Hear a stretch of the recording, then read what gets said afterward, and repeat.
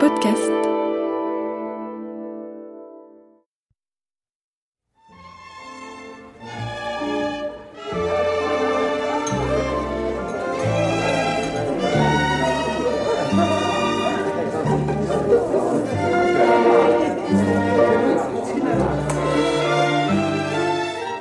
Qui dois-je annoncer, monsieur? Arsène Lupin, gentleman cambrioleur.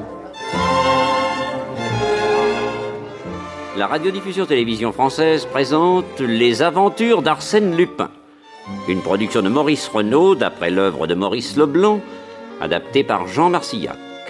Réalisation Abder Isker.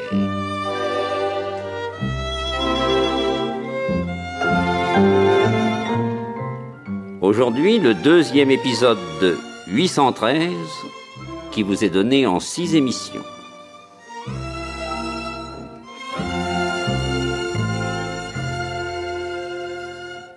Bonsoir mes chers amis. Je vous rappelle en quelques mots comment a débuté l'extraordinaire aventure que vécut mon ami Arsène Lupin quelques années avant la guerre de 14. Le richissime lapidaire Kesselbach est possesseur d'un secret de la plus haute importance. Et pour l'exploiter, il vient à Paris, précédant sa femme d'1 semaine. La nuit même du jour où Arsène Lupin s'est introduit dans son appartement du Palace Hotel pour tenter de lui arracher son secret, Kesselbach est assassiné. On trouve sur son cadavre la carte de visite de notre gentleman cambrioleur. Le secrétaire Chapman est également tué. Appelé chez le ministre de l'Intérieur Valanglais, le chef de la sûreté, M. Lenormand, défend Lupin, qu'il estime innocent de ses crimes. L'assassin étant toujours en liberté, et, pressé d'agir car l'opinion publique s'impatiente, M. Lenormand arrête alors le chef des huissiers du ministère de l'Intérieur, Gustave, qui avoua être en effet un des complices d'Arsène Lupin. Le lendemain matin, M. Lenormand, qui avait demandé de ne pas dire, pour le moment du moins, comment il avait démasqué l'huissier, lisait dans les journaux la lettre suivante signée Arsène Lupin. Lettre ouverte à Monsieur Lenormand, chef de la Sûreté. Tous mes compliments, cher monsieur et ami, pour l'arrestation du chef des huissiers du ministère de l'Intérieur, et aussi pour avoir si intelligemment prouvé que je n'étais pas l'auteur des assassinats du Palace Hotel. Acceptez que je vous assiste désormais dans la recherche de cet abominable individu. Je suis heureux de devenir ainsi votre collaborateur le plus direct. Soyez sûr que j'apprécie pleinement cette faveur de la destinée. Signé Arsène Lupin. Oh. Ah, il y a un post-scriptum. Et par contre, j'estime inconvenant que pourrisse sur la paille humide des cachots un garçon qui a si bien travaillé pour moi. En conséquence, je vous préviens que dans 5 semaines, le 31 mai exactement, je mettrai en liberté le sieur Auguste, ex-chef des huissiers. Notez bien la date, 31 mai. Sacré Lupin. Dans le Paris de cette époque-là, un des membres les plus brillants de la colonie russe était le prince Cernine. Son nom était cité à chaque instant dans la chronique parisienne. D'une élégance raffinée, il portait monocle et favoris taillés qui rejoignaient la fine moustache en une aimable courbe. Œil vif, peau fraîche, redingote grise et bottines vernies, tel apparaissait le prince Cernine qui habitait un des plus beaux hôtels de la rue de Courcelles. Ce matin-là, à 11 heures, il fit entrer dans son cabinet de travail le premier des visiteurs assis dans son salon. Alors, Varnier, où en es-tu? Tout est prêt pour ce soir. Je crois que vous serez content de moi, monsieur Lupin. À la suite des prospectus que vous lui avez fait envoyer, ça y est. Madame Kesselbach habite maintenant la maison de retraite pour dames, 12 rue Eugénie à Garches. Bien. Comment se présentent les lieux? Elle est installée au fond du jardin, dans le dernier des 4 pavillons que la direction loue aux dames qui veulent vivre à l'écart des autres pensionnaires. Comment s'appelle le pavillon? Le pavillon de l'impératrice. Bien. Qu'a-t-elle comme domestique? Gertrude, sa demoiselle de compagnie, et Suzanne, la sœur de Gertrude, qui lui sert de femme de chambre. Et elle voit du monde ou... Oh, personne. Elle passe son temps étendue sur un divan. L'assassinat de son mari, qu'elle adorait, a été pour elle un coup terrible. Elle est très faible. Elle serait gravement malade, que ça ne m'étonnerait pas. Hier, le juge d'instruction est resté 2 heures avec elle. Bon. Maintenant, parle-moi de cette jeune fille. Geneviève, n'est-ce pas? Oui, Geneviève Ernemont. Elle habite juste en face du pavillon de Madame Kesselbach, de l'autre côté de la route. Elle tient une école pour enfants retardataires. Sa grand-mère, Madame Ernemont, demeure avec elle. Et d'après ce que tu m'as écrit, Geneviève et Madame Kesselbach se sont liées d'amitié. Oui.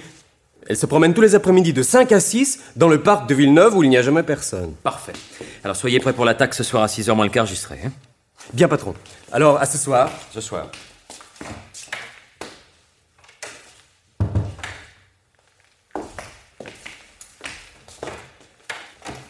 Les frères d'Oudeville, entrez. Bonjour, patron. Bonjour Jean, bonjour Jacques. Bonjour. Alors, quoi de nouveau à la préfecture? Oh, pas grand-chose. Monsieur le Normand a toujours confiance en vous, oui? Ah, plus que jamais. Bien. Après Gourel, nous sommes ses inspecteurs favoris. Rémus et Romulus qu'il nous appelle. Il nous a installés au Palace Hotel pour surveiller les clients qui habitaient sur le couloir du premier étage au moment de l'assassinat de Chapman. Parfait. Tant que le Normand vous croira ses hommes, je suis maître de la situation. Alors, dans l'hôtel, avez-vous découvert une piste? Le major Parbury a sérieusement l'air d'être dans le coup. Il a fait transporter ses bagages à la gare du Nord et lui, il est parti en taxi. On ne l'a jamais revu et ses valises étaient vides. Il a voulu vous semer, pardi. Ah ouais, il y a réussi. Mais voyez-vous, c'est tout de même là un indice. L'assassinat de Chapman n'a pu être commis que dans une des chambres de ce couloir. Et c'est certainement là, chez un complice, que le meurtrier de Kesselbach a conduit Chapman. C'est là qu'il a tué et qu'il a changé de vêtements. Et une fois l'assassin parti, le complice a tiré le cadavre dans le couloir. Dis-moi, le Normand ou Gourel sont au courant? Pas encore. Mais qu'est-ce que vous attendez? Allez vite leur téléphoner. Ces messieurs et moi, ne l'oubliez pas, nous marchons la main dans la main. Hein. D'accord, patron.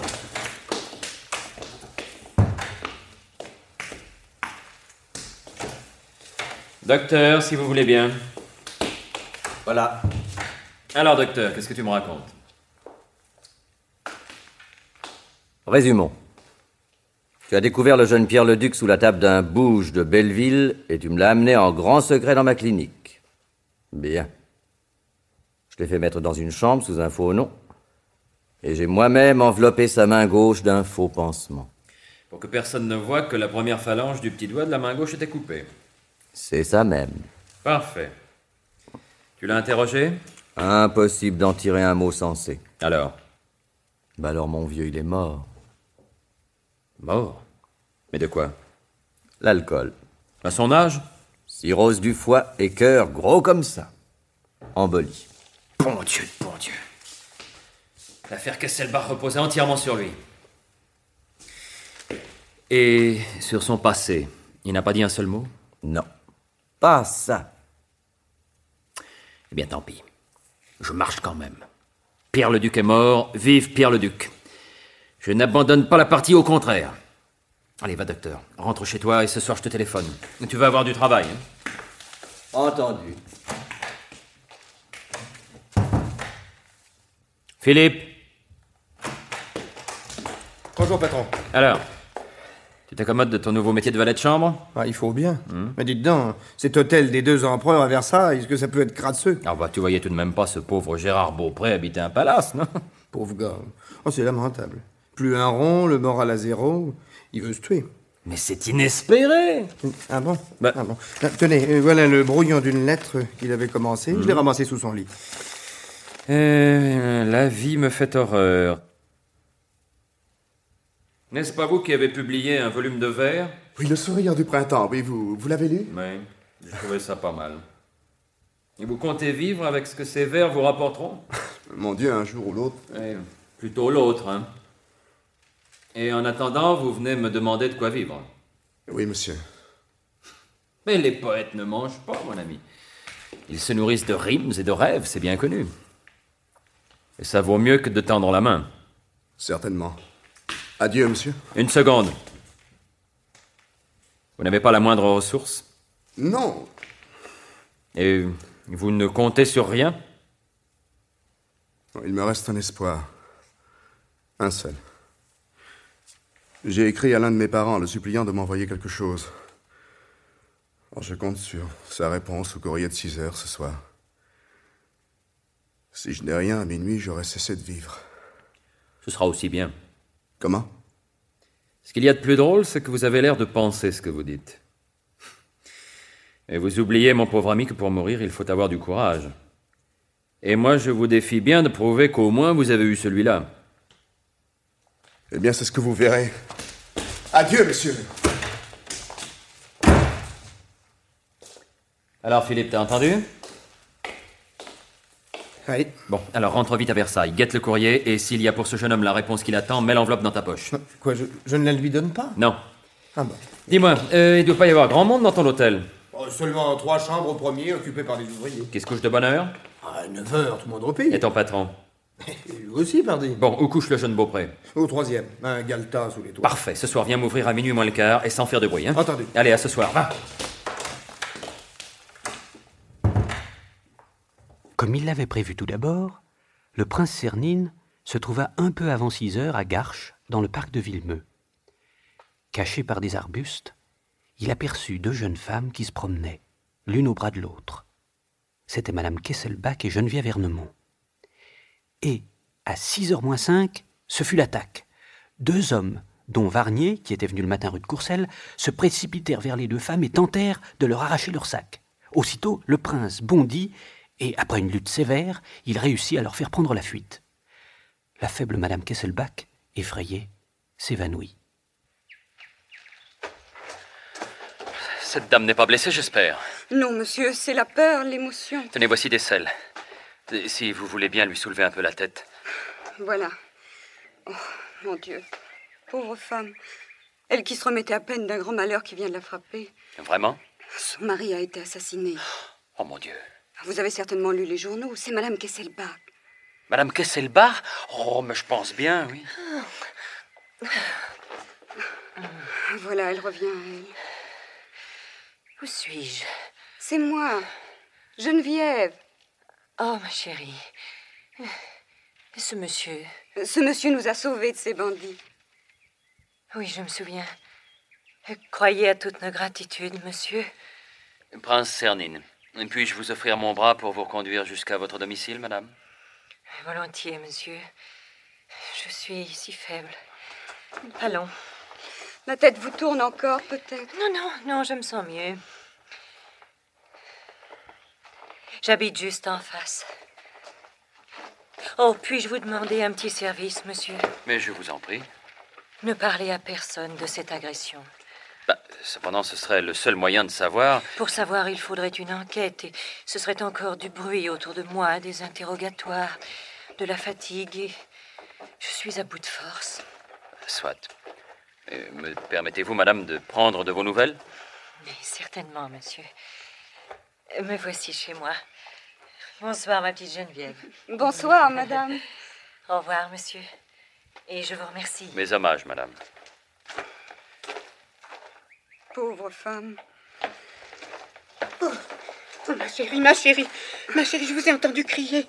Que vous est-il arrivé? Mais rien, grand-mère, rien. Tu vois, rien du tout. Quand la nuit tombe, je n'aime pas te voir dehors. Le prince Cernine, Madame Ermenon, ma grand-mère. Madame. Des bandits ont voulu nous arracher nos sacs. Oh. Le prince Cernine est arrivé, il leur a administré une correction, ils ont pris la fuite, voilà. Oh, ma chérie, comme tu as dû avoir peur. Oh, monsieur, jamais je n'oublierai. Mais entrez donc, monsieur. Non, mais je ne voudrais pas vous déranger. Oh, prince, permettez à grand-mère de vous offrir quelques-unes de ces délicieuses cerises à l'eau de vie. Ne lui refusez pas cette joie, je vous en supplie. Mais... Très volontiers, mademoiselle.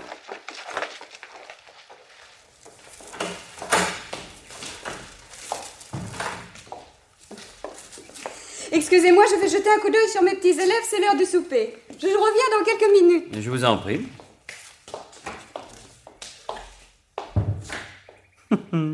Alors, ma vieille Victoire, comment ça va? Hein? Laisse-moi embrasser tes bonnes joues.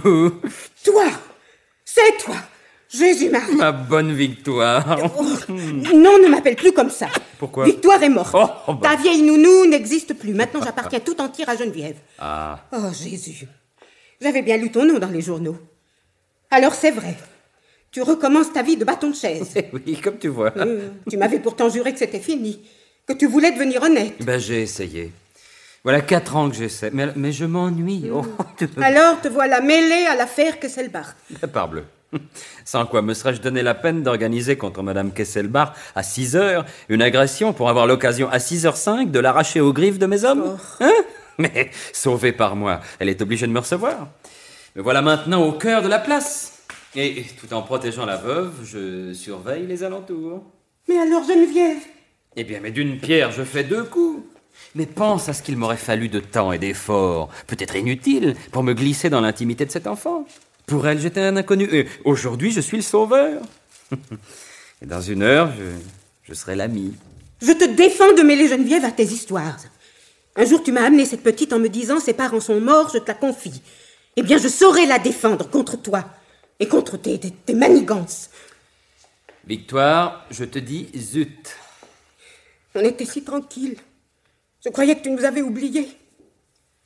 Autrement dit, tu ne m'aimes plus. Mais si, bien sûr que si.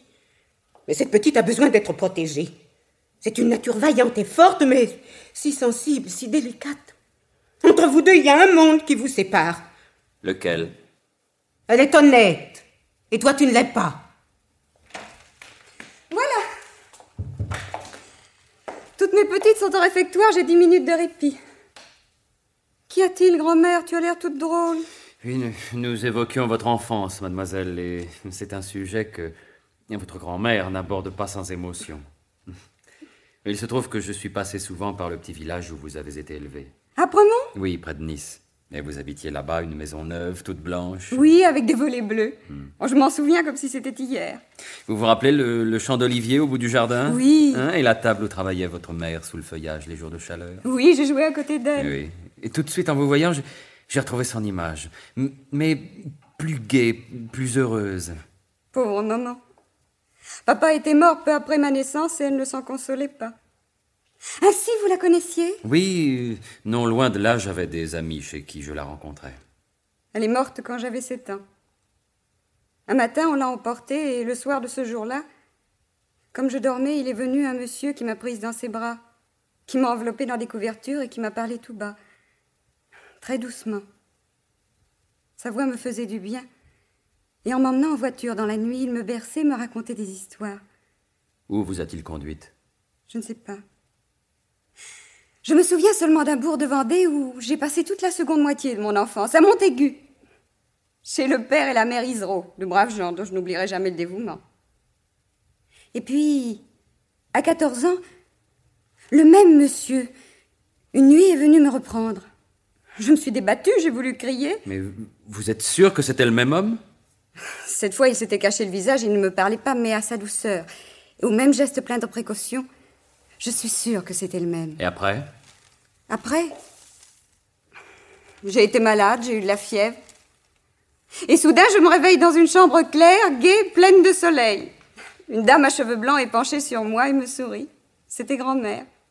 Et la chambre est celle que j'occupe encore là-haut. Mais maintenant, vous êtes heureuse? Pleinement heureuse. Je m'occupe de petites filles rebelles ou paresseuses qui pourtant m'aiment bien. Chaque progrès que j'obtiens d'elles est ma meilleure récompense. Mais maintenant, c'est l'heure de les mettre au lit. Il faut que je vous quitte, prince. Au revoir. Merci encore. Et excusez-moi, grand-mère, vous reconduira. Au revoir, mademoiselle. Au revoir.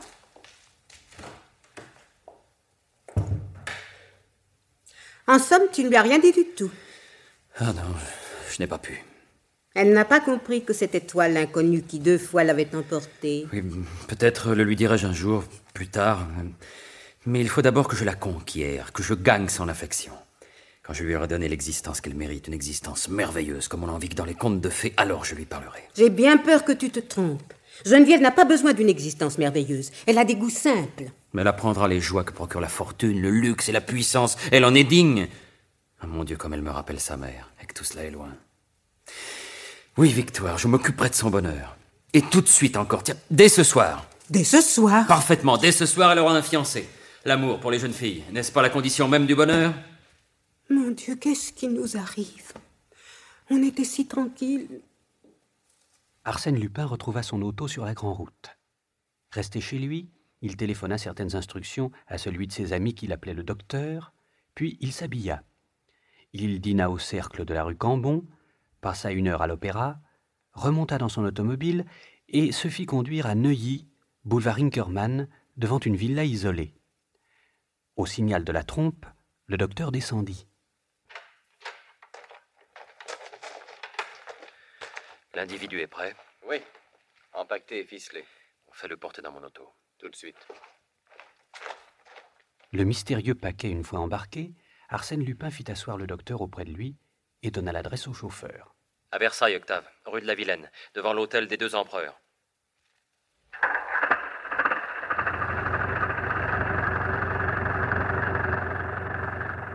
Mais c'est un hôtel borgne. Je le connais, c'est un véritable bouge. Je sais, et la besogne va être dure, pour moi du moins. Mais sapristi, je ne donnerai pas ma place pour une fortune.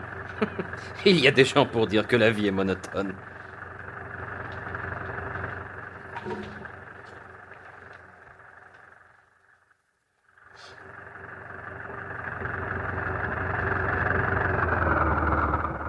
Voici l'hôtel. C'est toi, Philippe? Oui, patron. Je vous attendais. Beaupré, toujours là. Oui. La corde. Le nœud est fait. À minuit, il se pend. A-t-il reçu la lettre qu'il attendait? Oui, mais je l'ai interceptée. La voici.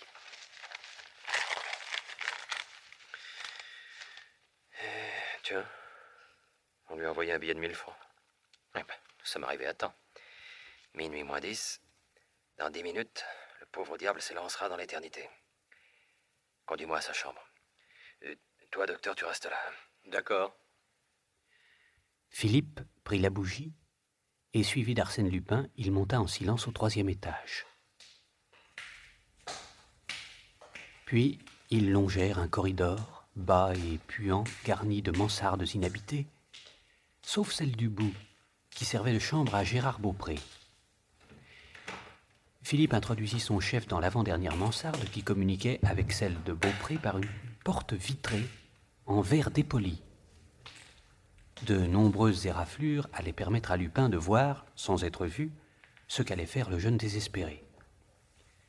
Philippe redescendit. Il devait revenir à minuit pour aider le docteur et le chauffeur à monter le mystérieux paquet. Resté seul, angoissé, le cœur battant, Arsène Lupin regardait. Il écrit. Mais qu'est-ce qu'il écrit? Ces derniers vers, probablement. Ceux-là sont peut-être dignes de passer à la postérité. Non, il ne trouve pas. Il les déchire. Oh, il les brûle même. Impur, ce garçon. Sympathique en diable. Il trace quelques mots et signe. Il se lève et contemple la corde. Et ses yeux regardent quoi maintenant? Le vide. Des yeux effrayants. Ça y est, il monte sur la chaise. Il engage sa tête dans le nœud coulant. Et des 2 pieds, il renverse la chaise. Le corps a 2 ou 3 convulsions. Allons-y.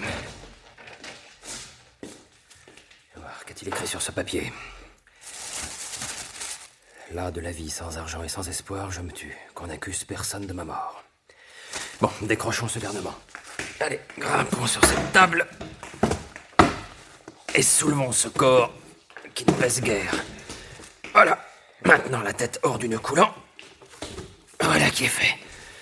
Bon, il n'y a plus qu'à l'étendre sur le lit. Alors, sa respiration va redevenir normale. C'est l'affaire de quelques minutes. Entrez, vous autres. Et déposez votre bonhomme ici, là, sur la table. Docteur, tu as un canif pour couper les ficelles? Voilà. Aide-moi à tirer la toile du sac. Vous l'avez mis dans un drap blanc? Oui. Il n'y a plus qu'à découdre. Eh ben, voilà un beau cadavre. Pauvre Pierre-le-Duc, va. Tu ne sauras jamais ce que tu as perdu en mourant si jeune. Je t'aurais mené loin, mon bonhomme. Alors, Philippe, grimpe sur la table et toi, Octave, sur la chaise. Tenez, soulevez-lui la tête et engagez le nœud coulant. Allez, oh, is. Voilà. C'est pas plus difficile que ça, une substitution de cadavre. Bon, maintenant, tous les 3, vous pouvez vous retirer. Toi, docteur, tu repasseras ici demain matin. Tu apprendras le suicide du sieur Gérard Beaupré. Oui. Tu entends? Oui. Gérard Beaupré. Hein? Tiens, voici sa lettre d'adieu. Tu feras appeler le médecin légiste et le commissaire. Et tu t'arrangeras pour que ni l'un ni l'autre ne constate que le défunt a un doigt coupé et une cicatrice à la joue. Hein? Facile. Et tu feras en sorte que le procès-verbal soit écrit aussitôt et sous ta dictée. Hein? Facile. Enfin, évite l'envoi à la morgue, hein, et qu'on donne le permis d'inhumer séance tenante. Moins facile. Ah, bah écoute, je te fais confiance. Hein. Et celui-ci, tu l'as examiné? Oui. Maintenant, il respire normalement. Mais on risquait gros. La carotide aurait pu... Ouais, bah, qui ne risque rien à rien. Bon, dans combien de temps va-t-il reprendre connaissance? D'ici quelques minutes. Bon, alors attends-moi dans le couloir. Hein. Très bien.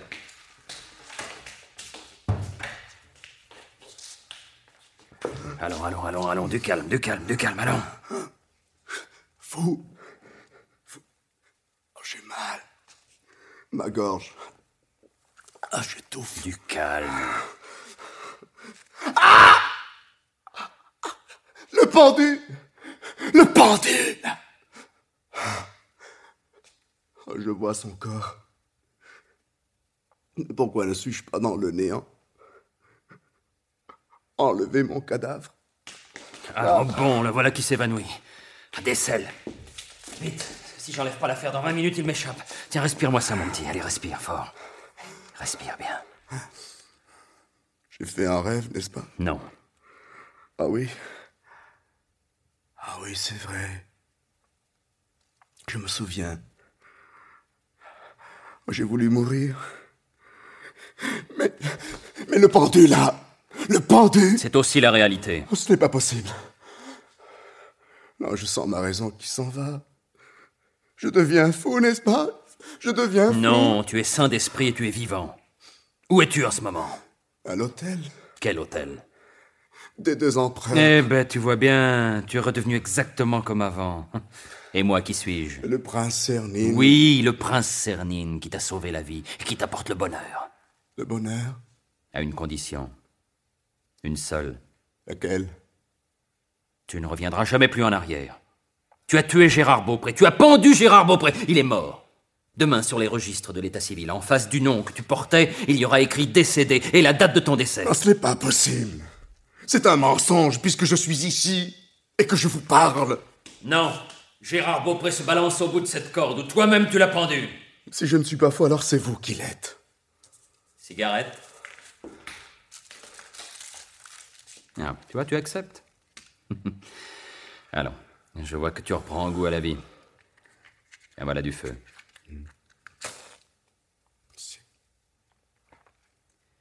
Maintenant, écoute-moi bien. Je ne suis pas plus fou que toi, et nous allons tous les deux faire un pacte. Un pacte? Oui, écoute-moi bien. Gérard Beaupré était là de vivre, sans argent, sans espoir, désespéré au point qu'il s'est pendu. Est-ce vrai, oui ou non? C'est vrai. Eh bien, il est mort, il n'y a plus de Gérard Beaupré, n'en parlons plus, jamais. Maintenant, toi, veux-tu être bien portant, riche, puissant? Je ne comprends pas. Le hasard t'a mis sur mon chemin. Tu es jeune, bon garçon et poète. Tu es intelligent, et ton acte de désespoir le prouve d'une belle honnêteté. Ces qualités, je les estime à leur juste valeur, et je les prends à mon compte. Mais elles ne sont pas à vendre. Mais qui te parle d'achat ou de vente? Ta conscience est une chose trop précieuse pour que je t'en délivre. Mais alors, qu'est-ce que vous me demandez? Ta vie. Ta vie que tu n'as pas su employer. Ta vie que tu as gâchée, que je prétends refaire, moi, suivant un idéal de beauté, de grandeur, de noblesse, qui te donnerait le vertige, mon petit, si tu entrevoyais les 6 mots auxquels je te destine. Oh, des mots, tout ça. Je me connais. Pour recommencer ma vie, il me faudrait une volonté que je n'ai pas. Tu as la mienne. Des amis. Tu auras les miens. Et des ressources. Tu n'as qu'à puiser comme dans un coffre magique. Mais qui êtes-vous donc? Je suis celui qui veut et qui peut tout. Il n'y a pas de limite à ma volonté. Je suis plus riche que le plus riche, car sa fortune m'appartient. Je t'offre la douceur de vivre, et j'apporte la paix à ton âme de poète. La gloire aussi. Acceptes-tu? Que faut-il faire? Rien. Tous mes projets reposent sur toi, mais tu n'auras à jouer aucun rôle actif. Tu feras des vers, rien d'autre. Et qui serais-je? Cet homme que voilà. Mais il est mort! Eh bien, justement, tu prends le relais de sa vie, et pour toi, c'est une chance inespérée. Parce que ton destin est magnifique, parce que son nom est illustre, et qu'il te transmet un héritage 10 fois séculaire, de noblesse et d'orgueil. Oh, ce que vous me demandez là est monstrueux. Seul un poète est digne de l'accepter. Maintenant, si tu ne l'acceptes pas, je te renvoie dans l'éternité. Non! Non, ne tirez pas! Je t'ai sorti de la mort. Et malgré toi, j'ai le droit de t'y replonger. Choisis. Je veux vivre. Tu le veux fermement? Irrévocablement? Oui. Après ce que j'ai tenté, la mort m'épouvante. Je veux vivre. Même si un peu de ton sang doit couler. Non, je n'ai pas peur de souffrir. Alors tout de suite. 10 secondes de souffrance et ce sera tout. 10 secondes et la vie de l'autre t'appartiendra. Comment ça? Étends ta main gauche sur cette table. Regarde. Je pose le tranchant de ce couteau sur la première jointure de ton petit doigt. Maintenant, frappe. Jamais! Un coup de poing. Un seul coup et tu seras pareil à cet homme. Nul ne te reconnaîtra. Son nom. Frappe d'abord.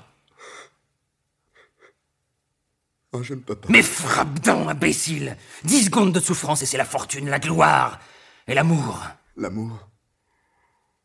Oui, pour cela, oui. Tu aimeras et tu seras aimé. Frappe.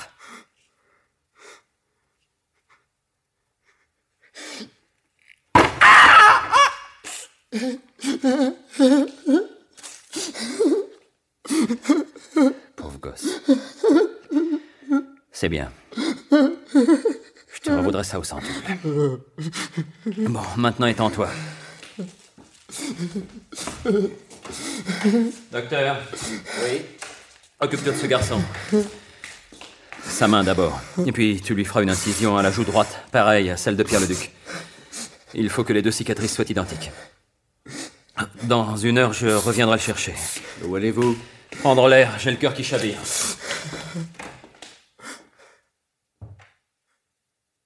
Le 2 juin, M. Lenormand, chef de la Sûreté, fut convoqué par le ministre de l'Intérieur, président du Conseil, Valenglay.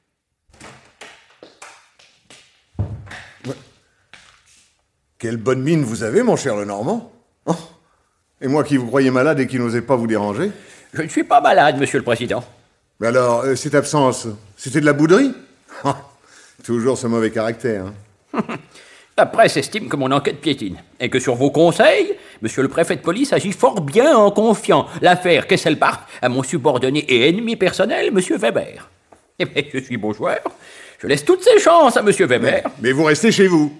Et Lupin en profite pour donner la clé des champs à ses amis. Et il avait dit et écrit qu'il ferait évader Auguste, ex-chef des huissiers de notre ministère le 31 mai. Il ne l'a pas fait, parce que, superstitieux de nature, il s'était aperçu que le 31 tombait un vendredi.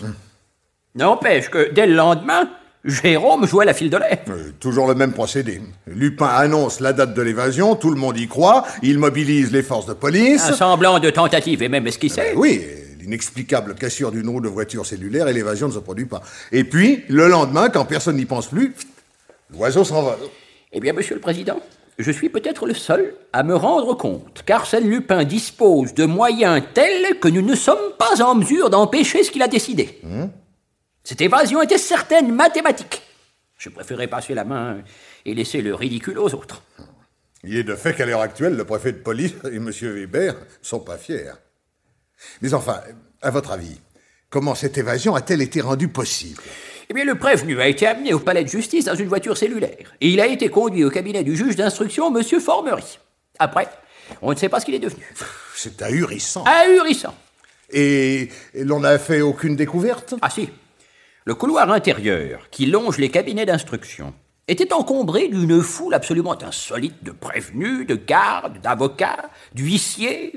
Et l'on a constaté que tous ces gens avaient reçu de fausses convocations pour comparaître à la même heure. D'autre part, aucun des juges d'instruction qui les avaient soi-disant convoqués n'est venu ce jour-là à son cabinet. Et cela par suite de faux ordres du parquet, les envoyant dans tous les coins de Paris et de la banlieue. Amusant. Mais c'est tout? Non. On a vu 2 gardes municipaux et un prévenu qui traversaient les cours. Dehors, un fiacre les attendait, où ils sont montés tous les 3. Oui. Et votre opinion sur tout ça? Oh, les 2 gardes étaient sûrement des compères, qui, profitant du désordre dans le couloir, se sont substitués aux vrais gardes. Non, à mon avis, cette évasion n'a pu réussir que grâce à des complicités inadmissibles. Au palais de justice, comme à la Santé, comme partout ailleurs, Lupin a des attaches qui déjouent tous nos calculs. Il en a à la préfecture de police, il en a autour de moi. Je suis même surpris qu'il n'ait pas encore essayé de m'acheter. Non, je ne crains pas de le dire. Il a mis au point une organisation formidable, 1000 fois plus habile, plus audacieuse, plus diverse et plus souple que celle que je dirige. Et vous supportez ça? Oh, mais non. Ben alors, pourquoi votre inertie depuis le début de cette affaire? Qu'avez-vous fait contre Lupin? Ben, j'ai préparé la lutte. Oui, et pendant ce temps-là, lui, il agissait. Oui, et moi, je découvrais beaucoup de choses. Quoi? Quoi mais parlez. Monsieur le Président, j'ai dans les mains 3 atouts. D'abord, je sais le nom sous lequel se cache Arsène Lupin. Ensuite, j'ai fini par découvrir Pierre le Duc. Allons donc. Ou plutôt, c'est Lupin qui l'a découvert et qui l'a installé dans une petite villa de Saint-Cloud, surveillée par 2 hommes à lui, qui, en fait, sont 2 agents à moi, 2 frères, qui me le livreront à la première occasion. Oui. Et votre 3e atout? Eh bien, j'ai intercepté une lettre adressée à Kesselbach. Elle vient du Cap et elle est écrite par un nommé Stenweg, visiblement son ami intime, qui arrive à Paris ces jours-ci. Je saurais bien le faire parler. Très bien. Attendons. Et j'ai tout lieu de croire, Monsieur le Président, que d'ici quelques jours, je serai vainqueur. Ou alors... Je serai mort.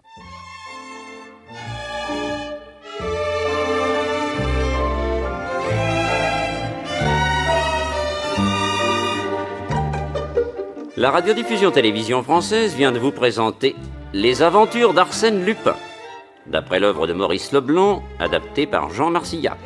C'est une production de Maurice Renaud. Prise de son René Cambien, bruitage Henri Saint-Georges, assistant Jacques Béraud, réalisation Abder Isker. Avec dans le rôle d'Arsène Lupin, Michel Roux, Gérard Beaupré, Jean-Marie Fertet. Et Fernand Fabre, James Olivier, Philippe Dumas, Dominique Bucard, Bernard Montgourdin. Avec Charlotte Clasis, Hélène Surgère et Nicole Verville. Le conteur Robert Marcy, speaker Maurice Princet.